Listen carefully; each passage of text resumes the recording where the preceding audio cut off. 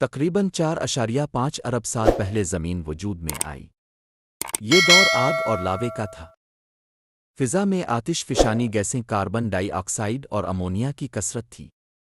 Oxygen نام کی کوئی شے موجود نہ تھی۔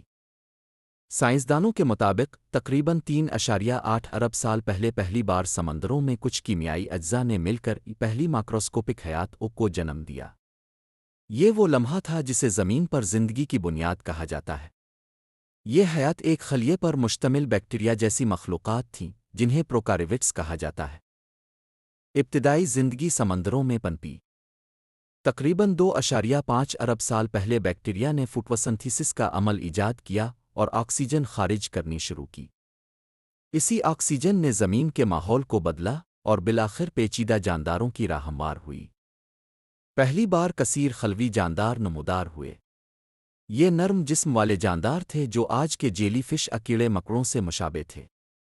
اچانک زمین پر زندگی کی بھرمار ہوئی۔ سمندروں میں ایسے جاندار ظاہر ہوئے جن کے خول، دانت اور آنکھیں تھیں۔ یہ ارتقاء کی تاریخ کا سب سے اہم لمحہ سمجھا جاتا ہے۔ 400 ملین سال پہلے سمندری مچھلیاں ظاہر ہوئیں، کچھ مچھلیاں زمین پر آنے لگیں۔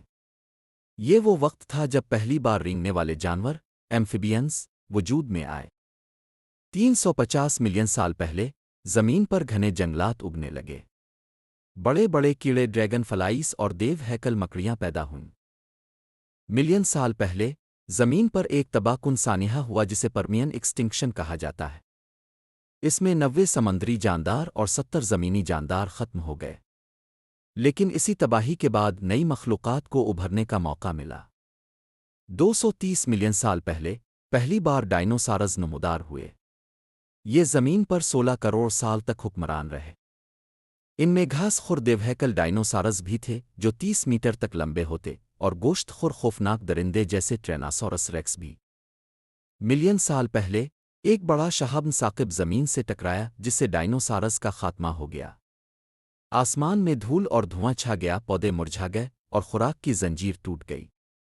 اس کے بعد چھوٹے چھوٹے جانور خصوصاً میملز نے ترقی کی۔ ہاتھی جیسے میماس ممیوت اور سابر ٹوتھ ٹائیگر اسی دور میں نمودار ہوئے۔